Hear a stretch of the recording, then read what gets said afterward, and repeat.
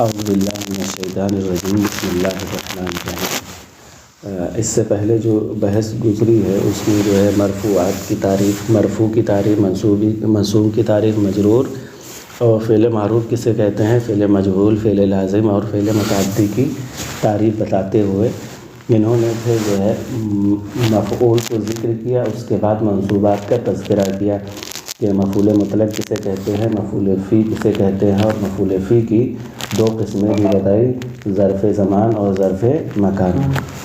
اس کے بعد جو ہے مفعول ماحو کی بھی تعریف کر دی تھی۔ آج ہے مفعول لہو کہ مفعول لہو کسے کہتے ہیں۔ مفعول لہو ایسے اسم کو کہتے ہیں جو ایسی چیز پر دلالت کرے جو فعل مذکور کا سبب ہو، جو ایسی چیز پر دلالت کرے جو فعل مذکور کا سبب ہو۔ جیسے قمت اکراما لزید، میں کھڑا ہوا اکراما، یعنی اکرام کیوں، اکرام جو کیا ہے وہ کھڑے ہونے کی وجہ سے کیا، یعنی کس کے لیے کیا ہے، زید کی وجہ سے۔ تو یہاں پہ اکرامن کیا ہے، مفعول لہو ہے۔ میں زید کے اکرام کے لیے کھڑا ہوا۔ حال کسے کہتے ہیں، حال ایسا اسم نکرہ ہے، حال نکرہ ہوتا ہے، حال ایسا اسم نکرہ ہے جو یہ بتائے کہ فعل صادر ہونے کے وقت فاعل یا مفعول بہ یا دونوں کی کیفیت یا حالت کیا تھی۔ یعنی حال کیا ہے، جو فعل واقع ہو رہا ہے اس فعل کے واقع کرنے والے یا جس پر فعل واقع ہو رہا ہے اس کی کیفیت یا دونوں کی کیفیت، یعنی فاعل کی کیفیت بیان کرے یا مفعول بہ کی کیفیت بیان کرے، یا فاعل یا مفعول دونوں کی ساتھ میں کیفیت بیان کرے، اسے حال کہتے ہیں۔ جیسے فاعل کی حالت بتائے، جیسے جاء زید راکبا، جاء فعل ہو گیا، زید فاعل ہو گیا، کون آیا، زید آیا۔ اب حالت اس کی کیا ہے، راکبا، کس حالت میں آیا، سوار ہونے کی حالت میں، یعنی سواری کی حالت میں، یعنی وہ سوار تھا۔ زید اس حالت میں آیا کہ وہ، اس کی حالت کیا تھی، وہ سوار تھا، راکبا، زید اس حال میں آیا کہ وہ سوار تھا۔ یہ ہو گیا فاعل کی حالت، یعنی فاعل جو زید آیا ہے اس کی حالت کیا تھی، وہ سوار تھا۔ مفعول کی حالت بتائے، جیسے ضربت زیدا مشدودا، میں نے زید کو مارا۔ ضربتو میں کیا ہے، ضربہ فعل ہے اور تو کیا ہے، فاعل ہے۔ ضربتو، ضربتو فعل و فاعل ہو گیا اور زیدن کیا ہو گیا، مفعول بہ ہو گیا۔ میں نے زید کو مارا، ٹھیک، کس حالت میں مارا، مشدودن۔ اب یہاں پہ مشدودن کیا ہو رہا ہے، حال واقع ہو رہا ہے۔ حال یعنی اس حالت میں زید کو مارا کہ اس کو باندھے ہوئے تھا۔ میں نے زید کو مارا اس حال میں کہ وہ بندھا ہوا تھا، یعنی اسی وقت مارا اس کو، اس کی حالت یہ تھی مارنے کی کہ وہ بندھا ہوا تھا۔ تو یہاں پہ حالت بتا رہے ہیں مفعول کی، زید کی حالت بتا رہے ہیں، زید کو مارا، لیکن زید اب یہاں پہ مفعول ہے اور اس مفعول کی حالت بتا رہے ہیں کہ وہ کس کیفیت میں تھا، کس حالت میں تھا جب اس کے اوپر مار پڑ رہی تھی۔ تو حالت اس کی یہ تھی کہ مشدودن، وہ بندھا ہوا تھا، یہ حال واقع ہو رہا ہے۔ دونوں کی ایک ساتھ حالت بتائے، یعنی دونوں کی ایک ساتھ حالت بتائے، فاعل اور مفعول بہ کی حالت۔ لقیت زیدا راکبین، فعل کیا ہو گیا، لقیت فعل و فاعل ہو گیا اور زیدن کیا ہو گیا، مفعول بہ۔ راکبین، اب یہاں حال واقع ہو رہا ہے، راکبین، دیکھیے حال ہوتا ہے منصوب، لیکن یہاں راکبین ہے۔ آپ نے تثنیہ کی جو ہے تثنیہ کا اعراب پڑھا ہوگا کہ حالت رفع میں الف کے ساتھ اور حالت نصب میں یا ما قبل مفتوح، یا ما قبل زبر کے ساتھ، یا ما قبل فتح کے ساتھ۔ تو یہاں پہ حالت نصب ہے راکبین، جیسے جاء رجلان، رأیت رجلین، ٹھیک، رجلین، یہاں فعل و فاعل، رجلین مفعول بہ۔ تو یہاں پہ حال ہے راکبین، حالت نصب میں ہے، لیکن یہ جو ہے تثنیہ ہے۔ زیدن راکبین، میں نے ملاقات کیا، لقیت زیدن، میں نے زید سے ملاقات کیا، راکبین، اس حالت میں کہ میں اور زید دونوں سوار تھے، ہم اور زید دونوں کیا تھے، سوار تھے۔ اب یہاں پہ دونوں کی حالت، دونوں کی کیفیت بتائی جا رہی ہے، مفعول اور فاعل۔ مفعول کون ہو گیا؟ میں ہو گیا، فاعل میں ہو گیا، اور زیدن کیا ہو گیا؟ مفعول بے ہو گیا۔ تو دونوں کی کیفیت یہ تھی، دونوں کی حالت یہ تھی ملاقات کرنے میں کہ راکبین دونوں سوار تھے۔ ملاقات کی میں نے زید سے ایسی حالت میں کہ ہم دونوں سوار تھے، یعنی ہم دونوں جب ملاقات کر رہے تھے تو راکبین سوار تھے۔ تو اب حال کی جو ہے 3 قسمیں مان لیں، یا تو یہ کہیں کہ فاعل کی کیفیت بیان کرتا ہے، یا مفعول بے کی کیفیت بیان کرتا ہے، یا دونوں کی کیفیت کو حال بیان کرتا ہے۔ حال جس کی حالت بتائے اس اسم کو ذوالحال یعنی صاحب حال کہتے ہیں۔ حال جس کی حالت بتائے اس کو کیا کہتے ہیں؟ ذوالحال، اس اسم کو ذوالحال کہتے ہیں یا صاحب حال کہتے ہیں۔ ذوالحال اکثر معرفہ ہوتا ہے، یعنی جس کی کیفیت بتائی جا رہی ہے، یا فاعل ہو یا مفعول ہو یا جو ہے دونوں ہوں، تو وہ کیا ہوتے ہیں؟ معرفہ ہوتے ہیں، اکثر معرفہ۔ اور اگر ذوالحال نکرہ ہو تو حال کو مقدم کرتے ہیں تاکہ نسبی حالت میں موصوف اور صفت کے ساتھ اشتباہ نہ ہو۔ اب کہہ رہے ہیں کہ جو ذوالحال رہتا ہے، یعنی جس کی حالت بتائی جا رہی ہے، کیفیت بتائی جا رہی ہے، وہ تو اکثر و بیشتر کیا ہوتے ہیں؟ معرفہ ہوتے ہیں۔ لیکن یہی ذوالحال جس کی کیفیت بتائی جا رہی ہے، مثلا رجل وغیرہ، یہ نکرہ ہے۔ تو کہہ رہے ہیں کہ جب یہ نکرہ واقع ہو، ذوالحال جس کی کیفیت، جس کی حالت بتائی جا رہی ہے وہ نکرہ واقع ہو، تو کہہ رہے ہیں کہ جو حال واقع آخر میں ہوتا ہے تو حال کو ذوالحال پر کیا کر دیں گے؟ مقدم کر دیں گے، اس لیے تاکہ موصوف اور صفت میں مطابقت نہ ہو، اس کو یہ نہ کہہ سکیں کہ یہ موصوف اور صفت ہے۔ جیسے جاءنی راکبن رجلن، اب یہاں پہ کیا ہے؟ راکبن حال ہے، رجلن کیا ہے؟ فاعل ہے، اور رجلن کیا ہے؟ یہ ذوالحال ہے، یا دوسرا نام ذوالحال کہہ دیجئے، فاعل کہہ دیجئے، یا صاحب حال کہہ دیجئے۔ آدمی آیا اس حالت میں کہ وہ سوار تھا۔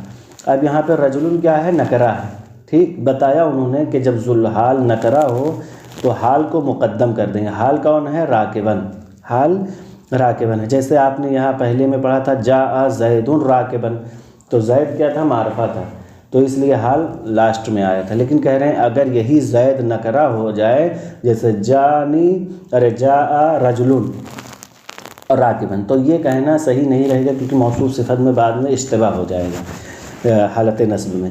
تو یہاں پہ کہیں گے جاءنی راکبن رجلن، کیونکہ رجلن نکرہ ہے ذوالحال، آدمی آیا اس حال میں کہ وہ سوار تھا۔ اشتباہ کی مثال جیسے رأیت راکبن رجلن، رأیت میں نے دیکھا آدمی کو اس حال میں کہ وہ سوار تھا۔ اب یہاں پہ جو ہے اشتباہ اس وقت ہوگا کہ رأیت رجلن راکبن، جب جو ہے ہم اسی طریقے سے لے کر آئیں گے کہ جاء رجل راکبن، یہ تو ہو گیا، یہ صحیح ہے کہ آدمی آیا اس حال میں کہ وہ سوار تھا۔ لیکن جب اسی طریقے سے کہیں رأیت رجلا راکبن، رأیت رجلا راکبن، تو یہاں پہ موصوف صفت ہو جائے گا۔ یہاں پہ موصوف صفت ایک معنی، کیوں؟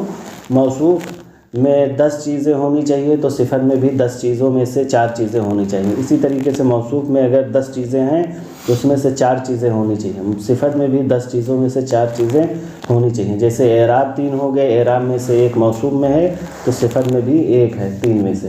اسی طریقے سے معرفہ ہے موصوف تو نکرہ بھی معرفہ رہے گا، اگر موصوف واحد ہے تو صفت بھی واحد رہے گا۔ اسی طریقے سے موصوف اگر مؤنث ہے تو نکرہ بھی کیا رہے گا؟ موصوف اگر مؤنث ہے تو صفت بھی مؤنث رہے گا، ٹھیک؟ تو اب یہاں پہ جو رجلن راکبن آ جائے گا، رأیت رجلن راکبن، تو اس میں ساری صفت جو ہے موصوف صفت کی پائی جائیں گی۔ جیسے رجلن کیا ہے؟ نکرہ ہے، راکبن بھی نکرہ مانیں گے، واحد رجلن بھی ہے اور راکبن بھی نکرن ہے، 2 صفت ہو گئی۔ تیسری یہ ہے کہ مفرد ہے، رجلن بھی مفرد ہے، راکبن بھی مفرد ہے، اور چوتھی یہ ہے کہ اس پر جو ہے نصب ہے، رجلن بھی نصب آئے گا اور راکبن میں بھی نصب آئے گا۔ تو اسی لیے کہہ رہے ہیں اس کو مقدم اس لیے کیا جا رہا ہے کہ بعد میں جب حالت نصب آئے تو اس میں موصوف اور صفت میں مطابقت میں اشتباہ نہ ہو جائے کہ ہم یہ کہیں کہ نہیں یہ تو موصوف صفت ہو رہا ہے، اسی لیے اس کو مقدم کر دیا تاکہ خطرہ نہ ہو بعد میں۔ ہاں ہو سکتا ہے آپ جو ہے حالت اس میں جو ہے ضمہ میں، حالت ضمہ میں آپ جو حالت رفع میں آپ جو ہے کہہ سکتے ہیں جاءنی رجل راکباً، آدمی آئے اس حال میں کہ وہ سوار تھا، لیکن یہی آپ جب حالت نصب میں جائیں گے اور کہیں گے رائے تو میں نے دیکھا رجلاً راکباً، میں نے آدمی کو دیکھا، اب یہاں آدمی دیکھا جو سوار تھا یعنی اس کی صفت آ گئی، تو اسی لیے اس کو مقدم کر دیا ہے تاکہ موصوف صفت میں اشتباہ نہ ہونے پائے۔ اب کہہ رہے ہیں حال پورا جملہ بھی ہوتا ہے، جیسے رأیت الامیر وہو راکب، رأیت الامیر میں نے امیر کو دیکھا، وہو راکب اس حالت میں کہ وہ سوار تھے، اس حالت میں کہ وہ سوار تھا۔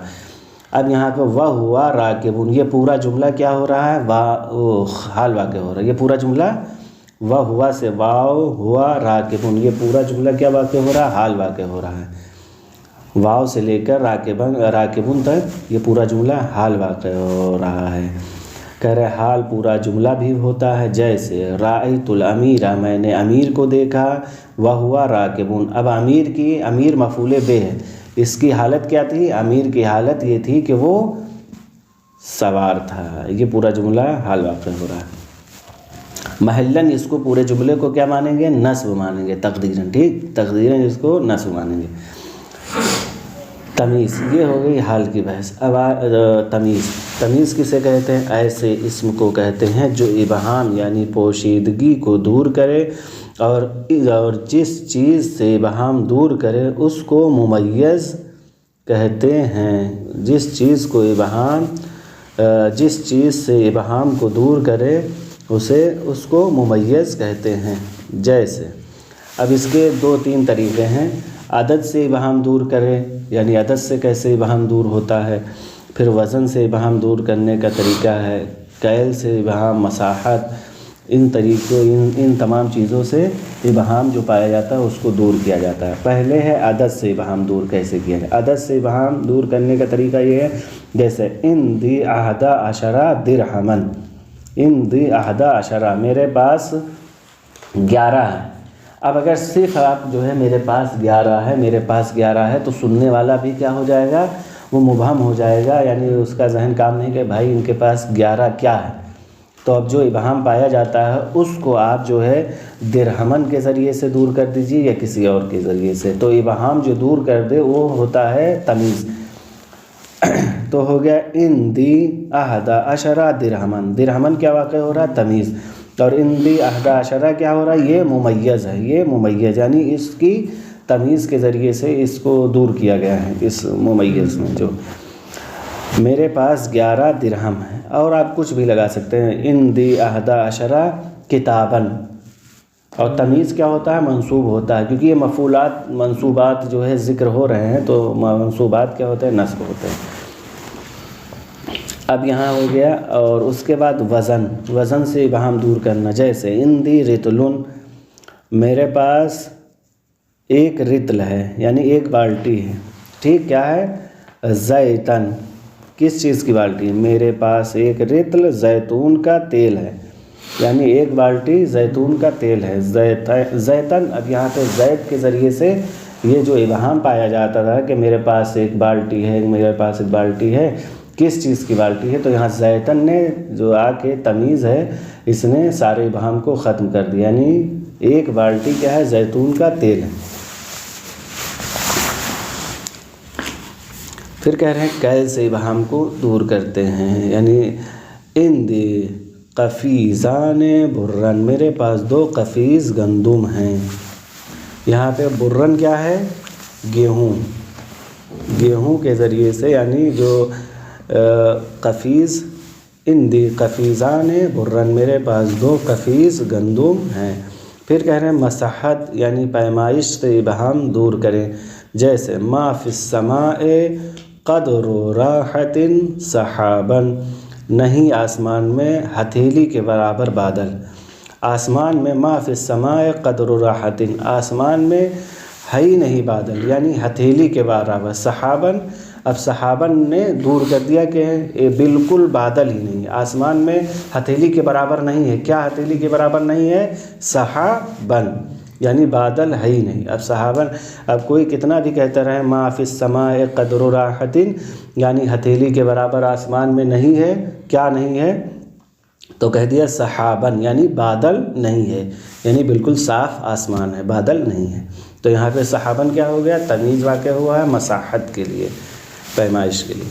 اب کہہ رہے ہیں مفعول بہ، مفعول بہ کسے کہتے ہیں؟ مفعول بہ ایسا اسم ہے کہ جس پر فاعل کا فعل واقع ہو۔ مفعول بہ ایسا اسم ہے جس پر فاعل کا فعل واقع ہو، جیسے ضرب زید عمرا، ٹھیک، فاعل کا فعل واقع ہو۔ زید کا فعل کیا تھا؟ مار، اور مار کس پہ واقع ہوا ہے؟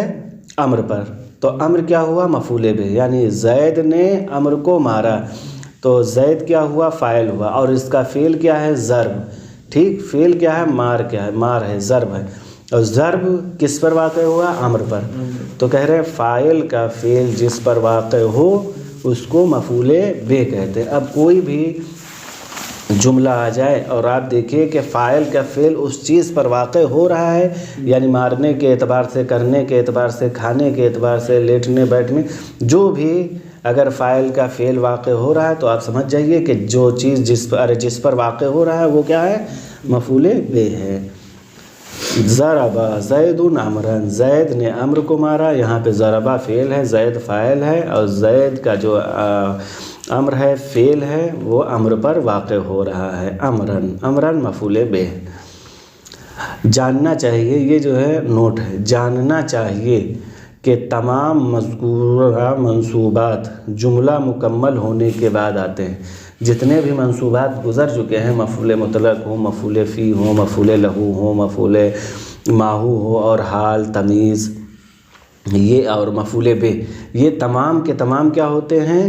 جتنے بھی منصوبات گزر چکے ہیں یہ تمام کے تمام جملہ مکمل ہونے کے بعد لاسٹ میں آتے ہیں، جملہ مکمل ہونے کے بعد آتے ہیں۔ جملہ فعل اور فاعل پر پورا ہو جاتا ہے، یعنی کیا ہوتا ہے؟ جملہ فعل اور فاعل پر پورا ہو جاتا ہے۔ اسی وجہ سے کہا جاتا ہے المنصوب فضلۃ، یعنی زبر والی چیز کیا ہے؟ زائد ہوتی ہے۔ یہ منصوب کیا ہے؟ یہ لاسٹ میں آتے ہیں، جملہ کس پر مکمل ہو جاتا ہے؟ فعل فاعل پر مکمل ہو جاتا ہے، لیکن یہ جتنے منصوبات آتے ہیں یہ جملے کے آخر میں آتے ہیں۔ صلی اللہ علی محمد و آلہ الطیبین الطاہرین۔